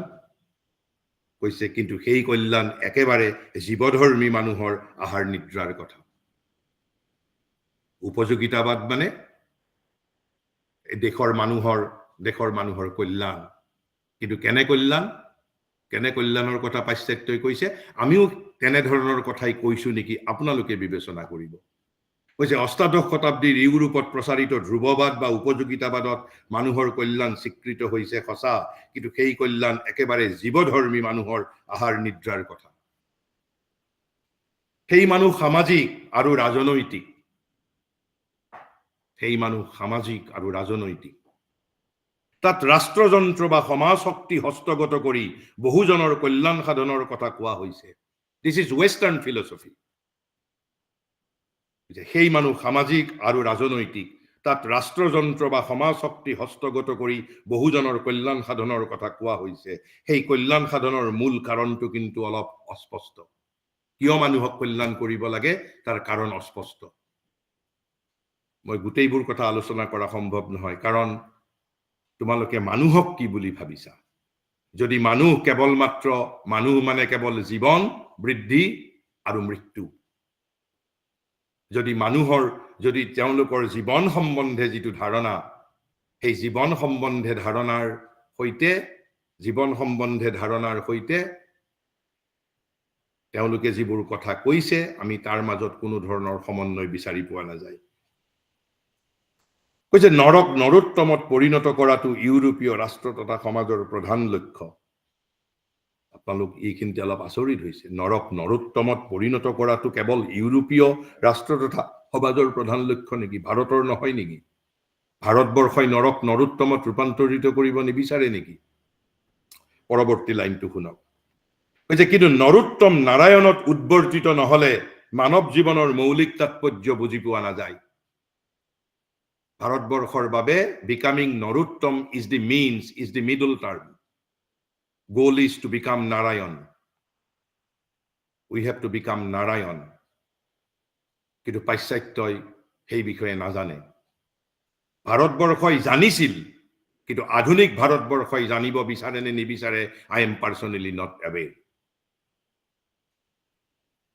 কৈছে সেই মানুহ সামাজিক আৰু ৰাজনৈতিক তাত ৰাষ্ট্ৰযন্ত্ৰ বা সমাজ শক্তি হস্তগত কৰি বহুজনৰ কল্যাণ সাধনৰ কথা কোৱা হৈছে সেই কল্যাণ সাধনৰ মূল কাৰণটো কিন্তু অলপ অস্পষ্ট নৰক নৰোত্তমত পৰিণত কৰাটো ইউৰোপীয় ৰাষ্ট্ৰ তথা সমাজৰ প্ৰধান লক্ষ্য কিন্তু নৰোত্তম নাৰায়ণত উদ্বৰ্তিত নহলে মানৱ জীৱনৰ মৌলিক তাৎপৰ্য বুজি পোৱা নাযায় স্বামী বিবেকানন্দই ভাৰত চেতনাক এনে দৃষ্টিৰে ব্যাখ্যা কৰিছে ভাৰতবৰ্ষই যদি নৰক নৰোত্তম কৰিব পৰা নাই আৰু নৰোত্তমৰ পিছত যদি নাৰায়ণ কৰিব পৰা নাই তেনেহলে হি ইজ এন্টি নেশ্যনেল আন কোনো সামাজিক কৰ্মৰ ৰাষ্ট্ৰীয় কৰ্মৰ we don't have any other hidden agenda যদি আমি মানুহক নাৰায়ণলৈ যদি ৰূপান্তৰিত কৰিব পৰা নাই আমি যদি মোৰ দেশখনক যদি স্বৰ্গলৈ ৰূপান্তৰিত কৰিব পৰা নাই তেনেহলে জাতীয়তাবাদৰ আন কোনো অৰ্থ নাই কৈছে নৰক নৰোত্তমত পৰিণত কৰাটো ইউৰোপীয় ৰাষ্ট্ৰ তথা সমাজৰ প্ৰধান লক্ষ্য কিন্তু নৰোত্তম নাৰায়ণত উদ্বৰ্তিত নহলে মানৱ জীৱনৰ মৌলিক তাৎপৰ্য বুজি পোৱা নাযায় স্বামী বিবেকানন্দই ভাৰত চেতনাক এনে দৃষ্টিৰে ব্যাখ্যা কৰিছে সেইবাবেই কোট মিল জেৰিমি টেলৰ আদিৰ তুলনাত স্বামীজীৰ সাধন ৰীতি তথা ক্ৰিয়া পদ্ধতি সম্পূৰ্ণ ভিন্ন ধৰণৰ মানুহক কেৱল মাত্ৰ অৰ্থনৈতিক সামাজিক তথা ৰাষ্ট্ৰ শাসনৰ অধিকাৰ প্ৰদান কৰিয়েই মানুহৰ একান্ত কল্যাণ সাধন কৰিব নোৱাৰি কিহৰ দ্বাৰা কৰিব নোৱাৰি যে মানুহক কেৱল মাত্ৰ অৰ্থনৈতিক সামাজিক তথা ৰাষ্ট্ৰ শাসনৰ অধিকাৰ প্ৰদান কৰিয়েই মানুহৰ একান্ত কল্যাণ সাধন কৰিব নোৱাৰি মানুহৰ অন্ন বস্ত্ৰৰ সুব্যৱস্থা কৰিলেই সকলো সমস্যাৰ সমাধান নহয় যিমানে অন্ন ব্যৱস্থা সুব্যৱস্থিত হ'ব সিমানে আন সমস্যাই দেখা দিয়ে পৃথিৱীত আজিলৈকে কোনোদিন মানুহে অভাৱ দূৰ কৰিব পৰা নাই যোৱাকালি যিজন অভাৱী আছিল তেওঁৰ হাতত তেওঁ যোৱাকালি যিজনক চহকী বুলি ভাবিছিল আজি সেই চহকীৰ সমপৰ্যায়ত উত্তীৰ্ণ হোৱাৰ পিছতো তেওঁ আজিও অভাৱী তেনেহলে এই যে মই প্ৰথমতে শ্ৰী মাৰ যিটো কোট আমি আলোচনা কৰিছিলো যে মানুহৰ মাজত অন্তৰ্লীন বৃহৎ সত্তাৰ উদ্বোধন but the West does not know this মানুহৰ মাজত যে এটা অন্তৰ্লীন হৈ আছে অন্তৰ্লীন মানে ভিতৰত প্ৰসন্ন হৈ আছে ভিতৰত বিৰাজমান কৈছে মানুহৰ মাজত অন্তৰ্লীন বৃহৎ সত্তাৰ উদ্বোধন ক্ষুদ্ৰতম অনুক বৃহত্তমৰ সমপৰ্যায়ত উপলব্ধি কৰা অৰ্থাৎ মোৰ ভিতৰত যি আত্মা আছে সেয়া আমি আগতেও বাৰে বাৰে কৈছো ইট ইজ নাথিং বাট ব্ৰহ্মন ইটসেল্ফ সেইভাবে কৈছে ম্যাক্ৰোকজম এণ্ড মাইক্ৰোকজম সেইভাবে আমি প্ৰথমতে ব্ৰহ্মনৰ বিষয়ে আলোচনা কৰিছিলো what is or who is Brahman কৈছে মানুহৰ মাজত অন্তৰ্লীন বৃহৎ সত্তাৰ উদ্বোধন ক্ষুদ্ৰতম অনুক বৃহত্তমৰ সমপৰ্যায়ত উপলব্ধি কাৰণ প্ৰকৃতিৰ ফালৰ পৰা উভয়েই এক ভাৰতবৰ্ষৰ এই অদ্বৈতবাদকেই স্বামীজীয়ে অভিনৱ উপায়েৰে জগাই তুলিছিল মুমূৰ্ষু ভাৰত বাচি থকাৰ একমাত্ৰ পথ এই অদ্বৈতবোধ যি বোধ মানৱ কল্যাণৰ সৈতে অন্তৰংগভাৱে বিজড়িত সমকালীন ভাৰতৰ কাণত স্বামীজীয়ে সেই মহামন্ত্ৰ জপ কৰিছিল কিন্তু আপোনালোকে নিজে সমাজতত্ত্বৰ কিতাপত পঢ়ি চাব আধুনিক সমাজতত্ত্বৰ কিতাপত আধুনিক সাহিত্যৰ কিতাপত পঢ়ি চাব জন্ম বৃদ্ধি আৰু মৃত্যু তাত বাহিৰে আমাৰ সন্মুখত আধুনিক পৃথিৱীয়ে একবিংশ শতিকাৰ পৃথিৱীয়ে মানুহৰ সমাজ জীৱনৰ আন কি লক্ষ্য দিছে আপোনালোকে নিজেই কিছু পৰিমাণে আপোনালোকে সন্ধান কৰি চাব পাৰিব মই সময়ে সময়ে পশ্চিমৰ জীৱনৰ লক্ষ্য ইয়াতটো এইখিনি মই কেৱল ইয়াতে অচিত কুমাৰ বন্দ্যোপাধ্যায়ে কোৱা কথা কলো মই যদি মহাৰিষিৰ ভাষাৰে যদি কওঁ কৈছে জীৱন সম্বন্ধে ইউৰোপীয় ধাৰণা কিয় মই ইউৰোপীয় ধাৰণাৰ বিষয়ে কৈছো কাৰণ সেই ধাৰণাই আমি নিজে গ্ৰহণ কৰিছো বৰ্তমান আমি নাজানো আমি নকওঁ কিন্তু আমি সেই ধাৰণাৰ দ্বাৰাই পৰিচালিত হৈছো সকলোৱে একেবাৰে সোঁপন্থী বাওঁপন্থী সকলোৱে পৰিচালিত হৈছে কৈছে the European conception of life is a thing with which we in India are now very familiar. Why familiar we are? Because our present thought and effort are obscured with its shadow. When they are not filled with its presence. জীবন সম্বন্ধে ইউৰোপীয় যি ধাৰণা তাৰ সৈতে আমি ভাৰতবাসী বৰ্তমান খুবেই পৰিচিত হৈছো কিয় পৰিচিত হৈছো কাৰণ আমাৰ বৰ্তমান চিন্তাধাৰা আমাৰ বৰ্তমানৰ প্ৰয়াস সেই ধাৰণাৰ দ্বাৰা পূৰ্ণৰূপে অধিকৃত নহলেও তাৰ ছায়াৰ দ্বাৰা আচ্ছন্ন হৈ আছে কৈছে because our present thought and effort are obscured with its shadow when they are not filled with its presence পূৰ্ণভাৱে নহলেও পাশ্চাত্যৰ ধ্যান ধাৰণাৰ দ্বাৰা আমি আসন্ন হৈ আছো তেলে পাশ্চাত্যৰ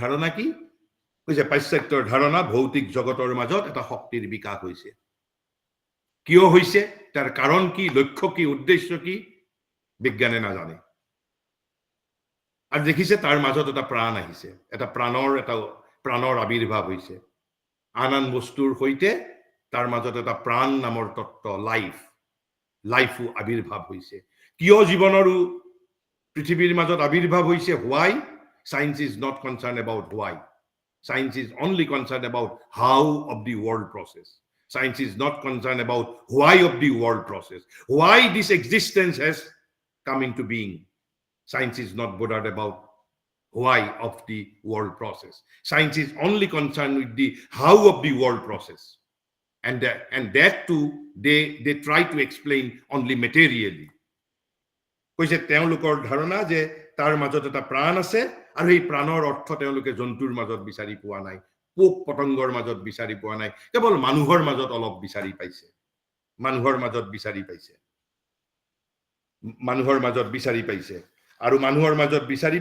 আৰু সেইভাবেই তেওঁলোকৰ সমস্ত সামাজিক ধাৰণা মানুহক কেন্দ্ৰ কৰি গঢ়ি উঠিছে গতিকে মানুহক কি কৰিব লাগিব কৈছে যে এই যে জড় প্ৰকৃতিৰ অচেতন প্ৰবাহৰ মাজত অসাধাৰণ বস্তু এই যে মানুহ সেই মানুহৰ জীৱনৰ সমস্ত সাধনা বুদ্ধি বিচাৰ শক্তি জ্ঞান ভাৱৰ মাজত সামঞ্জস্য স্থাপনৰ বাবে আমাক এটা কাৰ্যকৰী বুদ্ধিৰ শক্তি লাগে এটা সুশোভন সৌন্দৰ্য লাগে সুদৃঢ় আমাক উপযোগিতা লাগে প্ৰাণৰ ভোগ আৰু তৃপ্তি লাগে আৰু অৰ্থনৈতিক স্বাচ্ছন্দ্য লাগে আৰু সেইভাবে পাশ্চাত্যৰ সমগ্ৰ জীৱন দৰ্শন এইবোৰৰ মাজেৰেই গৈছে এইবোৰৰ অভিমুখেই গতি কৰিছে আৰু সেইভাবে যদি আপোনালোকে পাশ্চাত্যত যদি দেখে পাশ্চাত্যই দুই ধৰণৰ অহংক বিকশিত কৰিবলৈ যত্ন কৰিছে দুই ধৰণৰ অহং ইগো কিন্তু ভাৰতবৰ্ষৰ আধ্যাত্মিকতাই অহংক বিনাশ কৰিবলৈ বিচাৰে ভাৰতবৰ্ষৰ সামাজিক আদৰ্শই অহংক বিনাশ কৰিবলৈ বিচাৰিছে আসলতে বিনাশ কৰিবলৈ বিচৰা নাই অহংক সমাজৰ অধীন কৰিবলৈ বিচাৰিছে অৰ্থাৎ অহঙৰ ক্ষুদ্ৰ কাৰাগাৰৰ পৰা অহঙক বৃহৎ কাৰাগাৰৰ মাজত আকৌ আমাক কাৰাৰুদ্ধ কৰিবলৈ বিচৰা হৈছে আৰু কৈছে পশ্চিমত কি হৈছে কৈছে এইভাবে ব্যক্তিগত অহঙৰ স্বাধীন শক্তি পশ্চিমত কিয় হঠতে বিবাদ হৈছে পশ্চিমে সোশিয়েল ইগো কালেক্টিভ ইগো তেওঁলোকৰ বাবে প্ৰয়োজন আৰু ইন্ডিভিজুৱেল ফ্ৰীডমো প্ৰয়োজন সেইভাবে দুটাৰ মাজত সংঘৰ্ষ হৈছে তাতে কৈছে the free power of the individual ego the organized will of the corporate ego সংগঠিত সমাজ শক্তিৰ অহংকাৰ সংগঠিত সমাজ শক্তিৰ অহং আৰু ব্যষ্টি জীৱনৰ অহং these are the great needed forces পাশ্চাত্যত এই দুটাই হল একেবাৰে প্ৰধান শক্তি কৈছে ব্যক্তিগত অহঙৰ স্বাধীন শক্তি আৰু সংঘগত অহঙৰ সুগঠিত ইচ্ছা সংঘগত মানে সমষ্টিগত কালেক্টিভ ইগো আৰু এই দুইটাই পাশ্চাত্যত প্ৰধান প্ৰয়োজনীয় বস্তু আৰু সেইভাবে ইউৰোপৰ আদৰ্শই কি কৰিব বিচাৰিছে ব্যক্তিগত অহঙক পুষ্ট আৰু দৃঢ় কৰিব বিচাৰিছে আকৌ আনফালে জাতিগত অহঙকো সুনিয়ন্ত্ৰিত আৰু কাৰ্যকৰী কৰিব বিচাৰিছে অৰ্থাৎ তেওঁলোকক দুটা বস্তুই লাগে individual ego as well as social ego আৰু তাৰ পৰিণতি স্বৰূপে কি হৈছে কৈছে এই দুই শক্তিয়েই ইউৰোপত পুষ্ট হৈ উঠিছে বিকশিত হৈ উঠিছে individual ego as well as social ego এই দুই শক্তিয়ে সাধনা আৰু সংগ্ৰাম কৰিছে সময়ে সময়ে এটাইও সংযমৰ বাধাও মানা নাই অনিয়ন্ত্ৰিত হৈ উঠিছে উদ্দাম হৈ পেলাই উঠিছে আৰু কৈছে ইউৰোপৰ ইতিহাসত যে আমি চাঞ্চল্য দেখা পাওঁ যিটো যুদ্ধ সংকুল আমি যিটো বৈচিত্ৰ্য দেখা পাওঁ তাৰ কাৰণ হল এইটোৱেই the clash between individual ego and the social ego কাৰণ ইউৰোপে দুইটাকে বিকশিত কৰিব বিচাৰিছে আৰু কৈছে ইয়াৰ এই উজ্জ্বল বৰ্ণ বৈচিত্ৰ্যত তেওঁলোকৰ কাব্য তথা শিল্পৰ ভাৱসম্ভাৰ সমৃদ্ধ হৈছে সেইভাবে যদি আপুনি ইউৰোপৰ সাহিত্য কাব্যৰ উপজীব্য যদি বিচাৰি যায় মূলত এই যে জাতিগত অহং আৰু ব্যক্তিগত অহঙৰ সংঘৰ্ষৰ বৰ্ণনাৰে তেওঁলোকৰ সাহিত্যৰ পৃষ্ঠা ভৰি আছে পূৰ্ণ হৈ আছে কৈছে জীৱন তথা শক্তিৰ সম্ভোগ ব্যক্তিগত আবেগ তথা প্ৰাণৰ কামনা বাসনাৰ পৰিতৃপ্তিৰ দিগবৰ্তী আৰু সেইবোৰৰ সতত উদ্দামতাৰ দ্বাৰা তেওঁলোকৰ জীৱন সততে পৰিচালিত হৈছে এই ভোগ আৰু পৰিতৃপ্তি পুনঃ ইউৰোপৰ জীৱনত উচ্চ অথবা প্ৰধান সুৰৰূপে দেখা দিছে আৰু তেওঁলোকৰ মাজত কৈছে যে প্ৰবল কৰ্মপ্ৰেৰণাও আনি দিছে কাৰণ তেওঁলোকে আন কোনো জীৱনৰ লক্ষ্য দেখা পোৱা নাই এটা হল ইন্ডিভিজুৱেল ইগো নহলে সোশিয়েল ইগো কিন্তু এই দুটাৰ মাজত তেওঁলোকে সমন্বয় স্থাপন কৰিবও পৰা নাই আৰু কম বেছি পৰিমাণে এই আদৰ্শৰ দ্বাৰা পাশ্চাত্যই সমগ্ৰ পৃথিৱীক নিয়ন্ত্ৰিত কৰিছে সাইকোলজিক্যালি ইন্টেলেকচুৱেলি তেনেহলে মই আজি প্ৰথম আমাৰ যিটো এইখিনি কথা মূল কথাখিনি আমি এইভাবেই কৈছিলো ইয়াৰ মাত্ৰ দুটা তত্ত্ব জানাৰ বাবে আমি পৰৱৰ্তী সময়ত আলোচনা কৰিম এই দুটা সৰু তত্ত্ব মহাৰিষে কৈছে we are not only what we know of ourselves আমি আমাক নিজক যি বুলি বাহ্য দৃষ্টিৰে দেখিছো আমি অকল সেয়াই নহয় we are something more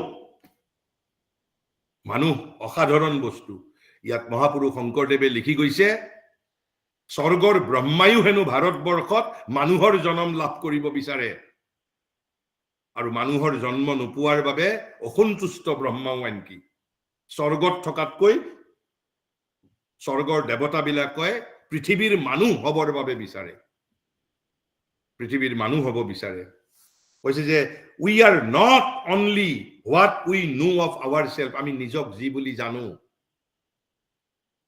আমি কেৱল সেয়াই নহয় তেনেহলে আমি কি কৈছে but an immense more বুলি কৈছে শব্দটো but immense more but which we do not know আমি নাজানো that we are immense more we do not know আমি নাজানো কৈছে our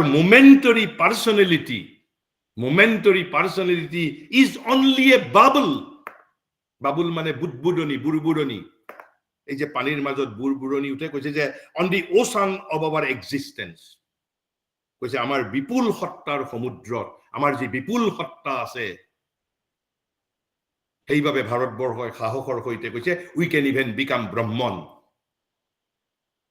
মৃত্যুতে আমাৰ জীৱনৰ পৰিসমাপ্তি নহয় পাশ্চাত্যই জীৱনৰ তাৎপৰ্য ধৰিব পৰা নাই এই যে জীৱন চেতনা কনসিয়াসনেস ভাৰতবৰ্ষই তাৰ ৰহস্যৰ সন্ধান কৰিছে কৈছে নিজকে আমি যি বুলি জানো আমি মাত্ৰ সেয়াই নহয় তাতকৈ আমি কৈছে বহুত বেছি আমি ইমেন্স মোৰ আমাৰ এই যিটো যে মোমেন্টাৰী যিটো পাৰ্সোনেলিটি যিটো মোমেন্টাৰী এই যে জীৱনৰ পৰা মৃত্যুলৈকে যিটো মোমেন্টাৰী পাৰ্সোনেলিটি কৈছে কেৱল মাত্ৰ বুৰবুৰণি বুলি কৈছে এটা কিহত বুৰবুৰণি বুলি কৈছে আমাৰ যি বিপুল সত্তা আছে শাশ্বত সত্তা আছে ইমমৰ্টেল সেলফ আছে কৈছে আমি কেৱল এটা এফেমোৰেল আমি কেৱল ক্ষণিকৰ বাবে পৃথিৱীত জন্ম লোৱা আমি এটা ক্ষণিক আবিৰ্ভাৱ নহয় কেৱল মাত্ৰ we have a greater existence we are immense more what কৈছে our momentary personality is only a bubble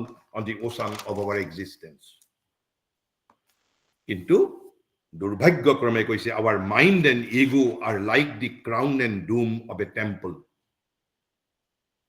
কি বুলি কৈছে যে আমাৰ মন আৰু অহং কৈছে যে jutting out from the waves jutting out মানে যে ওলাই থকা অলপমান বাহিৰলৈ ওলাই থকা কৈছে jutting out from the waves while the great body of the building is submerged under the surface of the waters কৈছে এখন পৰ্বতৰ কৈছে আমাৰ মন আৰু অহংটো কেনেকুৱা এখন পৰ্বতৰ চূড়াৰ দৰে পৰ্বতৰ চূড়াটোৰ দৰে কেৱল বাহিৰত কৈছে জাটিং আউট ফ্ৰম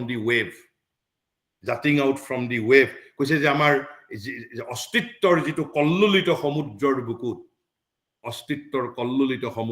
বুকুত অস্তিত্ব মানে জীৱন এই জীৱনৰ যি কল্লোলিত তৰংগায়িত সমুদ্ৰ তৰংগ যেতিয়া সমুদ্ৰৰ তৰংগৰ মাজত অলপ বাহিৰলৈ ওলাই আহিছে অথচ কি কৈছে বাকি তাৰ দেহটো কি বুলি কৈছে পৰ্বতখনৰ কৈছে our mind and ego are like the crown and dome of a temple এটা মন্দিৰৰ শীৰ্ষভাগ কেৱল মাত্ৰ বাহিৰত jutting out from the wave while the great body of the building is submerged নিমজ্জিত হৈ আছে গোটেই মন্দিৰটোৰ গ্ৰেট বডিটো তাৰ শৰীৰটো under the surface of the waters যেন পানীত নিমজ্জিত হৈ আছে আমি যে নিজক যেটো মই বুলি জানো this is nothing but মই যেটা প্ৰশ্নটোৰ কৈছে which does not know the divine অথচ যেটোৱে বাৰে বাৰে কয় মই বুলি কয় this is nothing but our ego সেই ইগোটোৱে আমাৰ কেৱল বাহিৰত মন্দিৰৰ চূড়াৰ দৰে ওলাই আছে কিন্তু সমগ্ৰ মন্দিৰটো পানীত নিমজ্জিত হৈ আছে কোৰ পৰা ওলাই আছে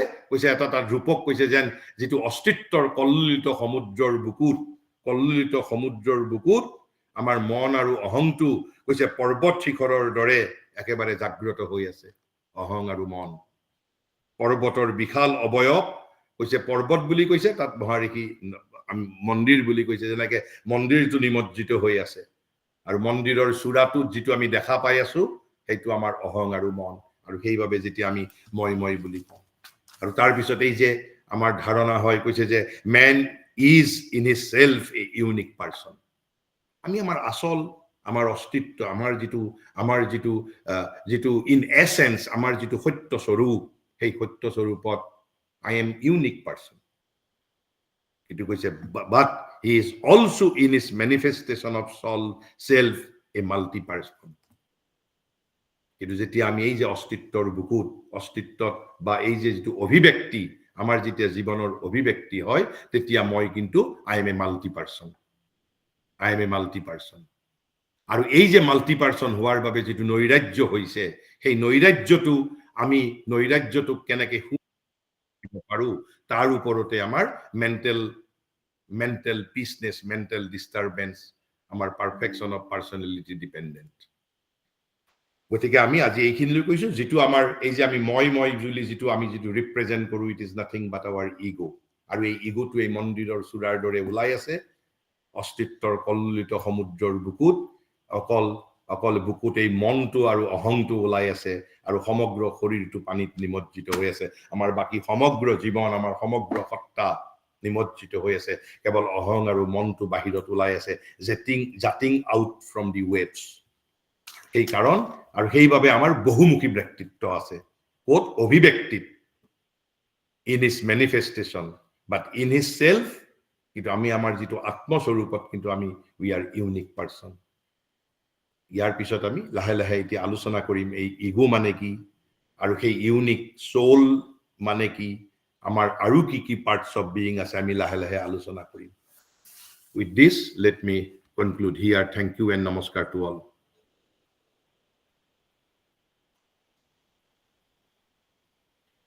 কোনোবাই যদি কিবা ইয়াৰ মাজত খুদিব বিচাৰে আমি 2-4 মিনিট আলোচনা কৰিব পাৰো ইতিমধ্যে আমি 5 মিনিট আমাৰ দেৰিয়ে হৈছে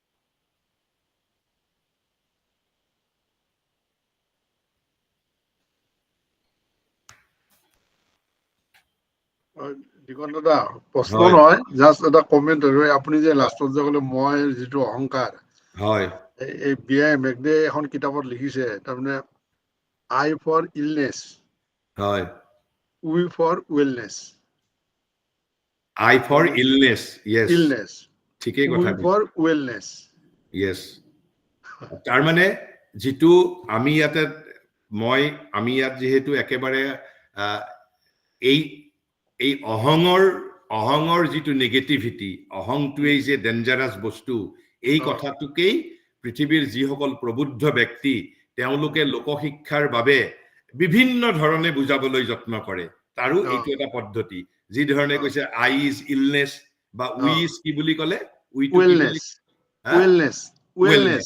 wellness গতিকে আমাক বাৰে বাৰে তো আমি সেই কাৰণে বহুতে আপোনালোকে এটা লক্ষ্য কৰিব আনকি ভাৰতবৰ্ষত এটা আমাৰ সামাজিক জীৱনত পৰম্পৰা আছিল আজিকালি সেইবোৰ নোহোৱা হৈ গৈছে আমি যেতিয়া সাধাৰণতে কেতিয়াবা চিঠি এখন লিখো যে আমি সাধাৰণতে মই শব্দটো ব্যৱহাৰ নকৰিছিলো আমি শব্দটো ব্যৱহাৰ কৰো যেতিয়া মই নিজেও কিবা এটা লিখিছো যে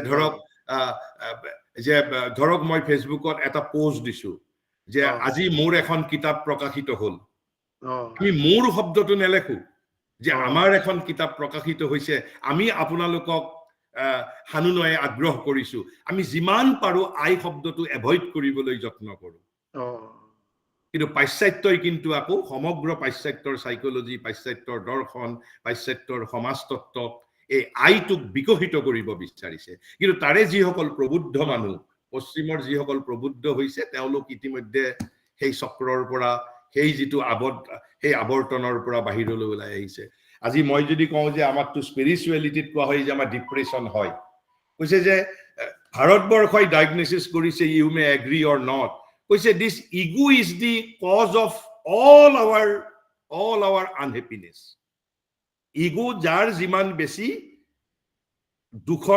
দুখৰ ভাগটো সিমানেই বেছি হয় ইগো মানুহজনৰ যিমান ইগোটো ইন্টেন্স সিমানেই মানুহজনে দুখ কষ্ট যন্ত্ৰণা পীড়া সিমানেই বেছি হতাগ্ৰস্ত হ'ব সিমানেই পীড়া বেছি ভোগ কৰিব নহলে আপুনি কওকচোন সাপোজ মই যেটো কথা দুখ পাইছো সেই একে কথাতেই মোৰ লগৰ বন্ধুজনে হয়তো সিমান দুখ পোৱা নাই আপুনি লক্ষ্য কৰিব হয়তো কোনোবাই এটা চাকৰিত প্ৰমোশন নোপোৱা কাৰণে হয়তো অন্যায় কৰি এই যে 10 জনৰ মাজত যে 9 জনে যে কি কয় 10 জনৰ মাজত যে 10 জনৰ মাজত হয়তো 10 জন মানুহ ডিপ্ৰাইভ হৈছে এটা ডিউ প্ৰমোশন পোৱা নাই কিন্তু এই 10 জনৰে মেন্টাল ডিস্টাৰবেন্সটো জানো সমান পৰিমাণৰ হয় প্ৰত্যেকৰে ৰেসপন্সটো জানো সমান পৰিমাণৰ হয় কেতিয়াও নহয় আপুনি চাব আনকি পৰীক্ষাত অকৃতকাৰ্য হৈছে 5000 লৰা ছোৱালী অকৃতকাৰ্য হৈছে তাৰে হয়তো 2 জন বা 3 জনে আত্মহত্যা কৰিছে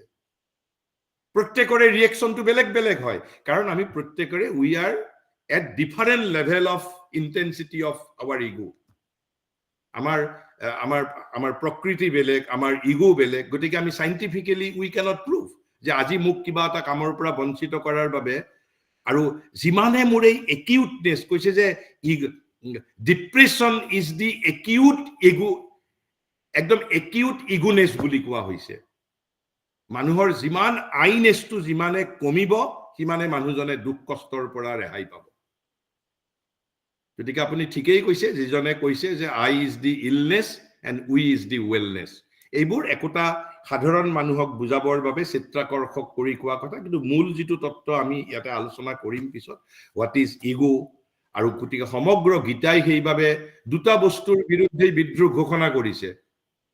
গীতাৰ সমস্ত শিক্ষাৰ মাজত মাত্ৰ দুটাই তত্ত্ব আছে, annihilation of ego and the renunciation of ডেজায়াৰ।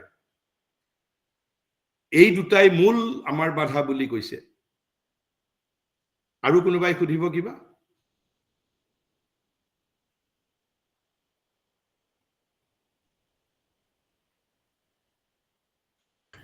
দাদা এই ইগো আৰু এই ডিজায়াৰ এই দুটাৰ ভিতৰতে কিবা ৰিলেশন থাকিব পাৰে না?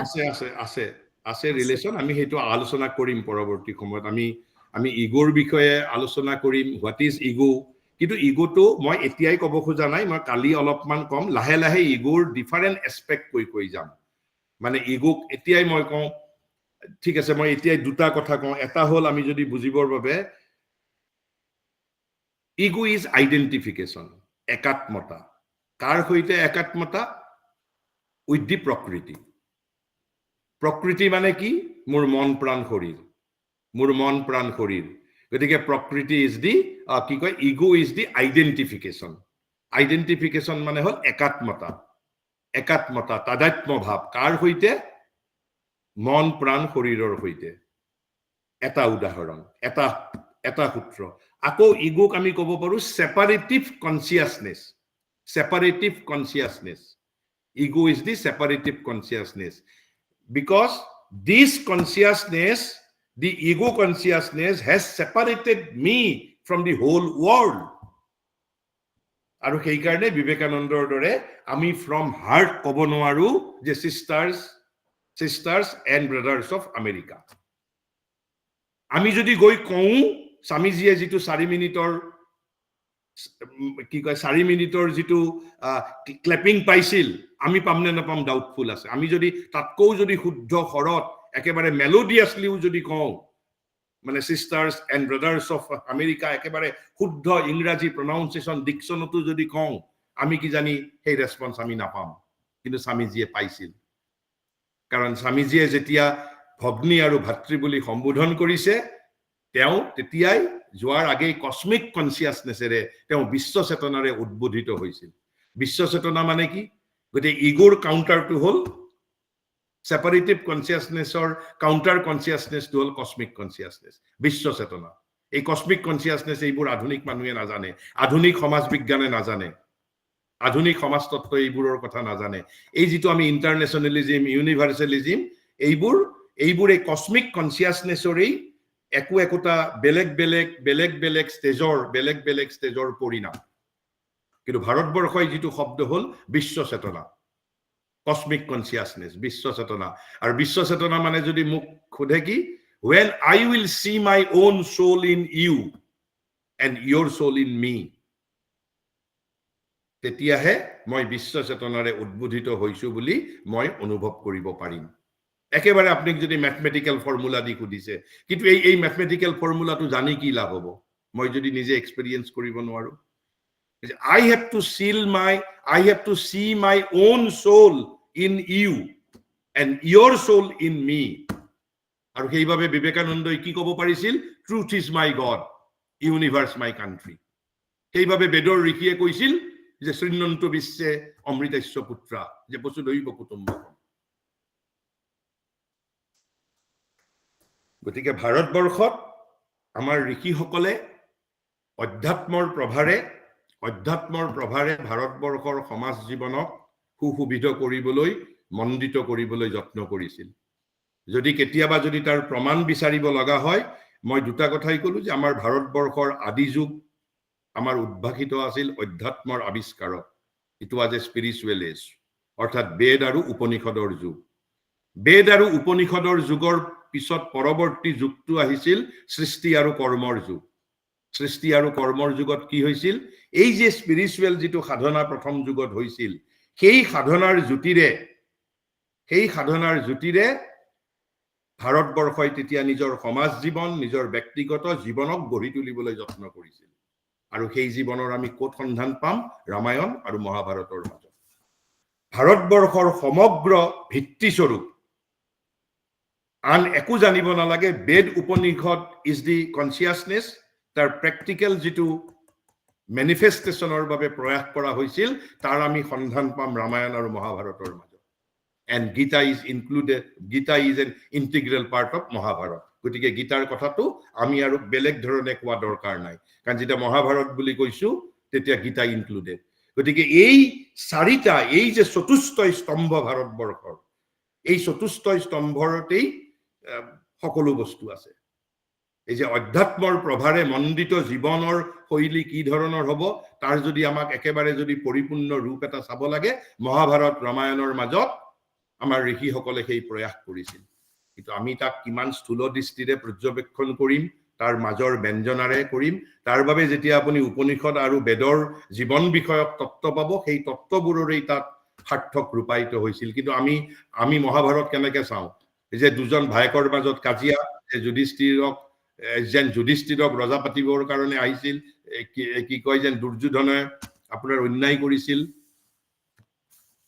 ভগৱানে আৰু কিমান ভায়েকৰ মাজত কাজিয়া লাগি আছে কি কয় মানে সকলো ভায়েককটো আপোনাৰ দুৰ্যোধনৰ দৰে আহি যে শ্ৰীকৃষ্ণই হত্যা কৰা নাই তেনেহলে অকল কৌৰৱ কুলক কিয় ধ্বংস কৰিছিল আৰু সেই যুদ্ধৰ মাজেৰে ব্যাসদেৱৰ যিবোৰ কথা তাৰ মাজেৰে কথাত আপুনি বেদ আমাৰ স্পিৰিচুৱেল তত্ত্ববোৰৰেই তাত ইমপ্লিমেণ্ট কৰিবলৈ যত্ন কৰা হৈছিল আৰু তাৰ পিছত ভাৰতবৰ্ষৰ পুৰাণবোৰ যিটো আমাৰ বৈষ্ণৱ আমাৰ সাধনাৰ যুগ এটা হল বৈষ্ণৱ সাধনাৰ যুগ আৰু তাৰ পিছত উত্তৰ কালৰ বৈষ্ণৱ সাধনা শ্ৰী অৰবিন্দই উত্তৰ কালৰ বৈষ্ণৱ সাধনাক ভাৰত প্ৰতিভাৰ অন্তিম দীপ্তি বুলি কৈছে গতিকে আমি ভাৰতৰ গোটেই সমগ্ৰ তাৰ মাজত যিটো ইন্টেলেকচুৱেল ডেভেলপমেন্টৰ কাৰণে সংস্কৃত সাহিত্যৰ বিশাল 1000 বছৰ ব্যাপ্ত ধ্ৰুপদী যুগ ধন্যবাদ তেতিয়াহলে আমি আজি দাদা নমস্কাৰ এক সেকেন্ড দিব নেকি দাদা হয় দাদা আমাৰ ভাৰতবৰ্ষততো অহংৰ কোনো স্থান নাই তাহানিৰ পৰাই আপুনি যদি ইংলিছ গ্ৰামাৰকে চাই ইংৰাজী আমাৰ ভাষা নহয় সংস্কৃত আমাৰ ভাষা যদি ইংৰাজী চাই তেতিয়া ফাৰ্ষ্ট পাৰ্চনক প্ৰথম হেৰি দিছে আই কিন্তু আমাৰ সংস্কৃতত যদি চাই আমাৰ আইক কিন্তু প্ৰথমত ৰাখা নাই প্ৰথম পুৰুষত ৰাম যদু মধু হৰি ইদম তব ন মম মধ্যম পুৰুষত তুমি ৰাখিছে ইউ তাৰপিছত উত্তম পুৰুষতে মোক ৰাখিছে মই অহং কিন্তু ইংৰাজীত যদি চাই ফাৰ্ষ্ট পাৰ্চনতে অহংক ৰাখিছে সেকেন্ড পাৰ্চনত ইউক ৰাখিছে আৰু থাৰ্ড পাৰ্চনকে ৰাম যদু মধু হি সি তেনেতে বুজা যায় যে ভাৰতবৰ্ষৰ চিন্তা অতি উচ্চ স্তৰৰ আছিল তাত অহংৰ কোনো স্থান নাছিল আৰু সেই ধৰণে সংস্কৃত গ্ৰামাৰত সেই মতে বনোৱা হৈছে দাদা মই উপলব্ধি কৰিছো কিন্তু এইবোৰ আমাৰ ঋষিসকলৰ সৃষ্টি কিন্তু আমি যদি এনেকে ভাবো যে ভাৰতবৰ্ষৰ শতকৰা 100% মানুহৰ অহং নোহোৱা হৈ গৈছিল তেনেহলে সেইটো মিথ্যা লাভ হ'ব আজিও যেতিয়া আমি এইবোৰ কথা কওঁ অহংটো এটা ইন্টেলেকচুৱেল চৰ্চাৰ বিষয়বস্তুৱেই নহয় যেদিনা আপোনাৰ মাজত অহং নাথাকিব তেতিয়া আপুনি এইটো প্ৰশ্ন উত্থাপনেই নকৰিব হয়তো যেদিনা এই প্ৰশ্নটোৱে আপোনাক যেতিয়ালৈকে বিৰক্ত কৰিছে মই একেবাৰে আপোনাক সেইটো ক'ব নোৱাৰো এই প্ৰশ্নটোৱে হয়তো আপোনাক হয়তো এজন যদি আপুনি যদি ঋষিক যদি এইবোৰ কথা সোধে হয়তো আপোনাৰ প্ৰশ্নটোৰ উত্তৰেই নিদিব হয়তো ভাবা কি কয় যে ভাল কথা তুমি সেইটো তোমাৰ ব্যক্তিগত জীৱনত তুমি প্ৰয়োগ কৰা কৈছে যে ভাৰতবৰ্ষত অহংৰ স্থান নাছিল ভাৰতবৰ্ষই অহংৰ স্থান নথকাৰ কথা কৈছে এতিয়া আমাৰ দায়িত্ব হল পাশ্চাত্যত আছিল নে ভাৰতত আছিল তাতকৈ মই জীৱনত অহং শূন্য হ'ব পাৰিছো নে পাৰা নাই হয়নে মানে সেইটো আমাৰ বাবে বেছি প্ৰয়োজনীয় কথা এটা ভাৰতবৰ্ষৰ সমগ্ৰ জ্ঞান অনুভৱৰ লগত জড়িত আৰু তাক প্ৰয়োগৰ লগত জড়িত যদি প্ৰয়োগ নকৰো তেনেহলে পাশ্চাত্য আৰু আমাৰ মাজত কোনো পাৰ্থক্য নাই থ্যাংক ইউ দাদা থ্যাংক ইউ ধন্যবাদ দিগন্ত দা ভাল লাগিলে বহুত আমি শেষ কৰিব পাৰো কোন আছে এই অৰ্গেনাইজাৰৰ ফালৰ পৰা